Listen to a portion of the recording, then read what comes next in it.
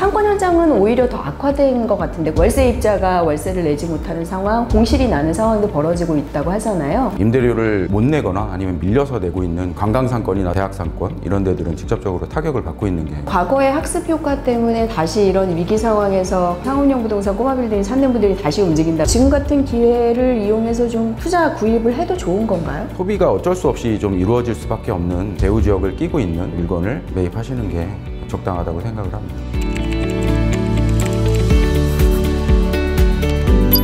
안녕하세요. 안녕하세요. 오늘 부동산 시간에는 상업용 부동산에 대해서 알아보려고 합니다. 요즘 개인들 또 소형법인들이 많이 투자하는 소위 꼬마 빌딩에 대한 투자 문의가 다시 늘어나고 있는 상황인데요. 반대로 상권 현장에서는 자영업자들의 영업이 좋지 않다 보니 임대료도 하락하고 반대의 수치들이 또 나오고 있습니다. 현장은 어떤지, 또 개인들의 꼬마 빌딩 투자는 앞으로 어떻게 해야 되는지 살펴보도록 하겠습니다. 오늘 도움 말씀 주시기 위해서 NH투자증권 부동산 투자자문 담당하시는 양희석 팀장님 나와주셨습니다. 안녕하세요. 안녕하세요. 네, 나와주셔서 감사합니다. 오늘 꼬마 빌딩 상업용 부동산 현황 또 그리고 전망 여쭤보려고 하는데, 요즘 저한테도 개인적으로 다시 꼬마 빌딩 같은 거 사야 되냐 문의하시는 고객분들 늘어나는 추세예요. 그래서 현장에서는 다시 이런 투자 심리가 올라오고 있는 것 같은데, 반대로 상권 현장에서는 기존에 꼬마 빌딩 갖고 계신 분들이 월세입자가 월세를 내지 못하는 상황, 혹은 공실이 나는 상황도 벌어지고 있다고 하잖아요. 상권 현장은 오히려 더 악화된 것 같은데, 코로나 때문에 현재 상황이 어떤지 좀 말씀해 주세요. 네, 말씀하신 대로 지금 상가 같은 경우에는 직접적으로 타격을 받고 있는 게 확실해 보입니다. 다중이용시설 같은 경우에는 사람들이 모이기가 힘들기 때문에 임대료를 못 내거나 아니면 밀려서 내고 있는 그런 상황이고요. 저희가 소비를 해야 되는 배후 수요를 끼고 있는 그런 주택단지, 대단위 주택단지의 상가들보다는 관광상권이나 대학로 상권, 대학상권 이런 데들은 직접적으로 타격을 받고 있는 게 맞는 상황입니다. 사실 제일 많이 질문하시는 게, 코로나 터지고 나서 상권 영업 같은 게 안 되고 월세도 밀린다라고 하니까 꼬마 빌딩 가격이 좀 싸졌냐, 싸게 살 수 있냐, 이런 질문들을 많이 하시는 건데, 실제로는 별로 떨어지지 않았다는 거네요? 공실이 발생하기 시작한 이제 구분 상가들 같은 경우에는 가격을 낮춰서 지금 나오고 있는 게 맞고요. 20%에서 30%까지도 가격이 낮춰서 이제 급매물들이 나오고 있는 상황이 맞는데, 주요 핵심 상권, 대표적으로 말씀드릴 수 있는 강남 같은 경우에 꼬마 빌딩 같은 경우에는 가격이 현재까지는 좀 떨어지지 않고 있는 상황입니다. 원인을 저희가 좀 생각해 보자면, 이 코로나 사태로 맞고 있는 이런 위기, 이런 것들이 지금 과거부터 좀 생각해 보면 우리나라의 세 번째 위기로 볼 수 있습니다. 첫 번째는 이제 IMF 때였고요. 두 번째는 2007년, 2008년 금융위기 리먼 사태 때죠. 그 이후에 지금 저희가 세 번째 위기를 맞고 있는데, 저희가 IMF 때는 기업들도 굉장히 망하는 기업들이 많았고, 그렇게 되면서 이제 부동산도 굉장히 급락을 했었죠. 그렇죠. 실제로 오피스 공간들이 많이 시장에 나왔을 때니까요. 그렇게 되면서 그때 용기 있게 이제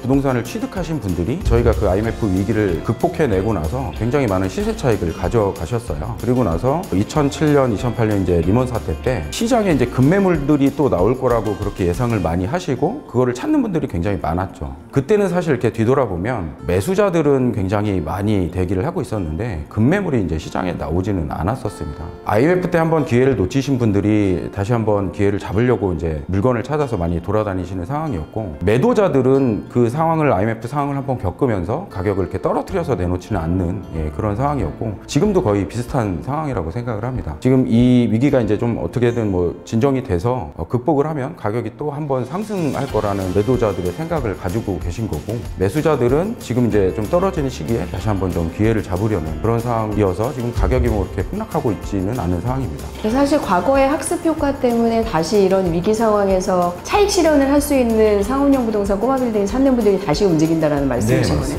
여기에는 그럼 요즘 금리가 계속 떨어지고 시장에 돈이 많이 풀려 있는 게 영향을 미치는 걸 수도 있겠어요? 네, 그렇죠. 금리가 많이 떨어지면 저희가 안정형 자산으로 구분되는 이런 대표적인 부동산, 그리고 금융자산 중에서도 안정자산, 이렇게 투자할 수 있는 대체제로 볼 수 있는데요. 금융자산으로 볼 수 있는 안정형 자산들은 금리가 떨어지면 수익률이 당연히 줄어들 수밖에 없는데, 반면 이제 부동산 자산들은 조달금리가 떨어지는 거기 때문에 투자를 하기 좀 쉬운 여건이 됩니다. 좀 반작용으로 수요가 몰리고요. 시중에 말씀하신 대로 유동성이 굉장히 많기 때문에 투자할 곳을 못 찾는 이제 투자처들이 부동산으로 또 몰려들고 있는 그런 상황으로 좀 볼 수 있습니다. 저희의 예상보다도 이 유동성 파워가 부동산 시장이 지금 주거용, 상업용 전체적으로 영향을 많이 끼치는 것 같긴 합니다.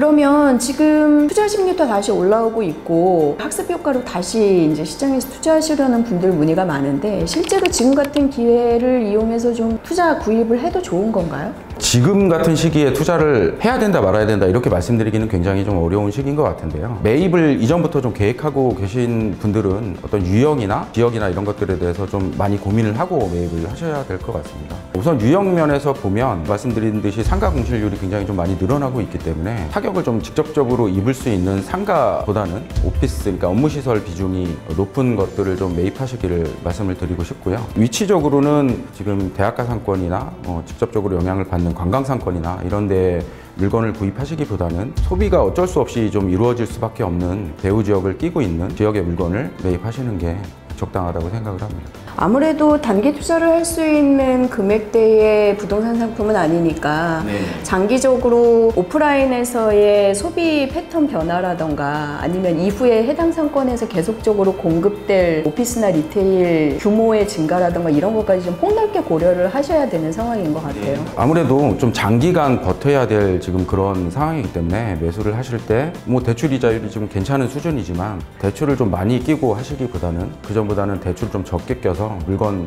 사이즈를 좀 적게 가져가시는 게 사실 옛날에는 대출을 거의 구매하는 부동산 대금의 80% 가까이 넘게도 막 요즘은 한 50%, 60%까지 대폭 줄이시는 상황인 것 같긴 하더라고요. 근데 그러다 보면 저희처럼 돈 없는 일반 평범한 서민들은 사실 접근하기가 점점 어려워지는 것 같아서 조금 안타깝기는 합니다. 마지막 질문 하나 더 드릴게요. 요즘 부동산이나 건설 산업 시장에서의 변화를 가져온다는 주제로도 저희가 얘기를 많이 하잖아요. 상업용 부동산이나 상권 쪽에서도 많은 변화가 있을 것 같아요. 코로나 지나고 나서 예상하시는 큰 변화, 저희가 조금 생각해 볼 부분이 있다면 뭐가 있을까요? 코로나 사태가 어떻게 종식될지 예상 시나리오가 몇 가지 나와 있는데요. 뭐 그거에 따라서 물론 달라질 수밖에 없겠죠. 근데 제 생각에는 코로나 사태가 종식이 되더라도 이전과 같은 형태로 저희가 공간을 소비하는 그런 형태는 좀 사라질 것 같습니다. 우선 다중이용시설들은 직접적으로 좀 빠르게 좀 없어질 그런 추세고요. 강제적으로 지금 재택근무를 실험을 하고 있지 않습니까? 근데 강제적으로 이렇게 실험을 하다가 기업 입장에서도 편리하고 생산성에서도 문제가 없고 그렇다 그러면 굳이 도심이나 강남 지역에 비싼 임대료를 내면서 그렇게 핵심 지역에서 많은 공간을 사용할 필요가 없어지게 되겠죠. 그렇게 되면 이 재택근무라는 거는 업무 공간이 오피스에서 주택으로 이동을 한다는 걸 얘기를 하고요. 이렇게 되면 이제 주택에서도 대형 평수를 선호한다든가 주택의 가격은 상승할 수 있는 그런 요인이 될 수 있다고 봅니다. 전원주택이 저희가 은퇴하신 이후에 내려가는 그런 공간으로 생각을 하시다가 주중에는 서울 지역이나 이런 데서 머무르다가 재택근무를 또 한다든가 이런 수요가 좀 늘어날 것으로 생각이 됩니다. 상업용 쪽에서는 사실 온라인 소비 확대와 관련된 구분상가라던가 뭐 공용 오피스라던가 필요성이 줄어든 오피스 공간에 대해서 고민들을 좀 해봐야 될 것 같고 주거용 공간에서는 뭐 주거 공간의 확대라던가 세컨하우스의 재성장 이런 것들도 좀 예견이 되는 바인 것 같네요. 재미있기도 하고 기대도 되는 부분인 것 같습니다. 앞으로 상업용 부동산 코로나 겪으면서 계속해서 좀 변화가 있을 것 같아서 그런 것들에 관심 있는 고객분들의 컨설팅이나 이런 것도 좀 잘 진행해 주셨으면 좋겠습니다. 예, 알겠습니다. 감사합니다. 네, 감사합니다. 네, 오늘 상업용 부동산 시장 현황 간단히 살펴보고 코로나 이후에 변화될 모습에 대해서도 몇 가지 이슈들을 좀 진단을 해봤습니다. 짧지만 도움이 되시는 유익한 시간이 되셨기를 바라겠습니다. 감사합니다. 감사합니다.